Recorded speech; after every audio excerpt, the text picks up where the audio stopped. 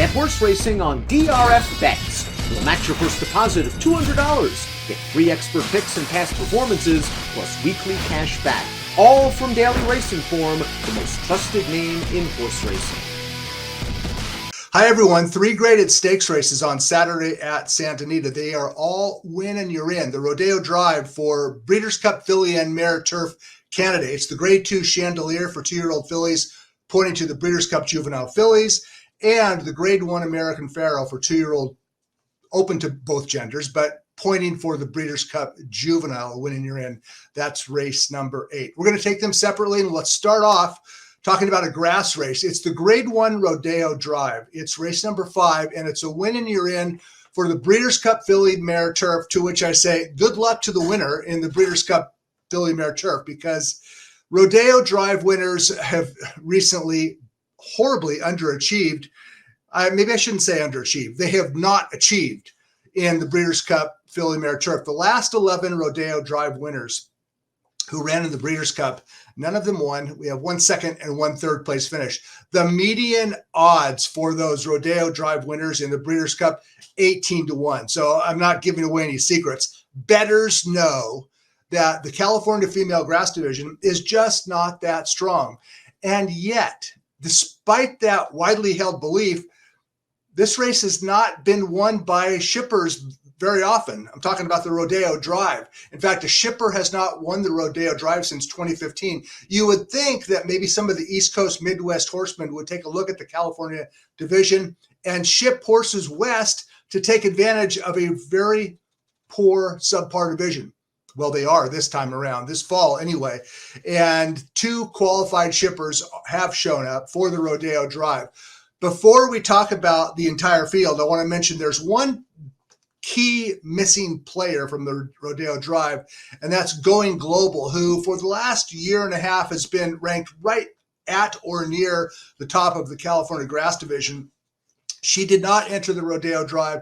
She will run later this month in the Grade 2 Goldacova at a shorter distance. And I suspect that trainer Phil D'Amato, who does start a contender in the Rodeo Drive, probably doesn't see any reason to run them against each other. And maybe Going Global is a little suspect at the 1 1/4 distance of the Rodeo Drive. Okay, let's take a look at the field of 7 that entered the race. It's race number 5. And the 2 shippers that I'm going to be talking mostly about are number 7, Family Way, and number 2, Fluffy Socks. The best local in the field is number 3, Going to Vegas. So those are the 3 top candidates, not to knock the other 4, but Queen of the Temple, Scarabia, Neige Blanche, and Bellamore. I just don't see any reason to back those decent fillies in this Grade 1 stakes race, but there is a good reason to bet on Going to Vegas, even if you suspect, like I do, that she's not quite as good this year at age 5 as she was at age 4. I'm not sure about that. Here's what I am sure of, and that's that Going to Vegas has a potential pace advantage. And yes, it's true, she has not won a race in a year, but it was exactly 1 year ago when Going to Vegas took the lead in the Rodeo Drive, the 2021 Rodeo Drive. And let's go ahead and take a look at the stretch run of this race 1 year ago. And this is Going to Vegas when she makes the lead at this 1 1/4 distance in a race that starts downhill. She is one tough cookie, and she raced gate to wire. She held off Luck and Dog Tag through the lane. Going to Vegas, wire to wire in the Rodeo Drive a year ago. Then she went back and ran in the Breeders' Cup. Well, she went down to Del Mar to run in the Breeders' Cup, and she finished nowhere at 8-1. She has not won since the Rodeo Drive, but her last 4 starts, she finished in the money in all 4 graded stakes races. So it's not that she's gone off form. She just hasn't won since then. Now, what about her most recent start? It was actually a 3rd place finish that was a lot better than it might look on paper. And we're going to pick up the tape of the John C. Mabee going into the far turn and watch Going to Vegas down on the inside, number 1. She is going to be blocked on the far turn, kind of has to wait for room. Not that she was going to win this race. Avenue de France and Going Global finished 1-2, but Going to Vegas had to wait for room at a key stage of the race. and she ran as well as she could, third by 3 lengths behind Avenue de France, and that's Going Global finishing second. So her most recent start, better than looked, and in a race with absolutely no true speed, Going to Vegas could potentially make the lead again for the second straight year, and she could race gate to wire. So she has a shot on the front end. She's a good filly in good form with the potential pace advantage. I still prefer 2 shippers in this race, and we're going to talk about my second preference here, and that's Fluffy Socks, whose trainer is Chad Brown. And Fluffy Socks last time out was in the Ballston Spa at Saratoga, and she finished second, but watch how well Fluffy Socks ran. The winner was technical analysis. She's going to race gate to wire on the front end, and that's Fluffy Socks buried in last place. She angles out under Irad Ortiz, and boy, did she put in one heck of a late run.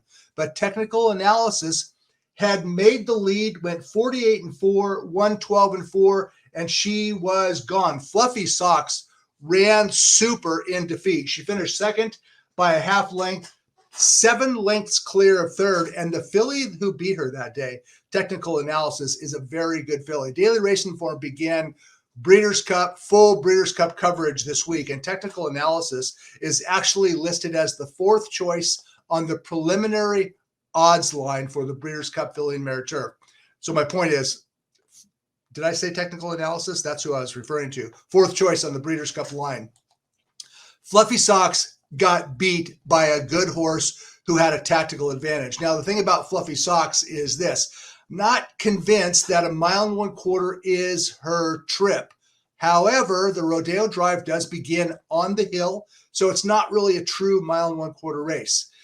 What is true is this. The pace is going to be slow, and Fluffy Socks rallies from behind. So the distance is a little disconcerting, and the pace scenario is as well.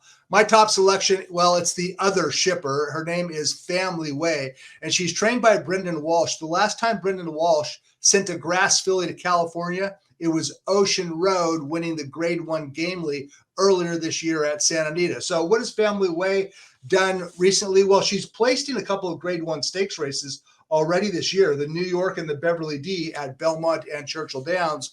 And last time out, she ran over at Kentucky Downs, which is a racetrack that I am repeatedly confused by.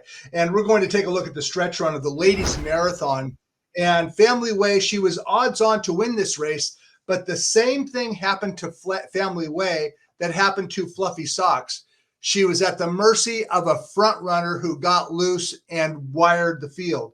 Adventuring raced gate to wire in the ladies marathon, and all Family Way could do was plug along and plug along and plug along and finish second behind a front running winner. So both Family Way and Fluffy Socks were compromised last time out by the race shape. Family Way has enough tactical speed on Saturday to be positioned within striking range of likely pace setter Going to Vegas. I think the Family Way can win if she can catch Going to Vegas and if she holds off Fluffy Socks.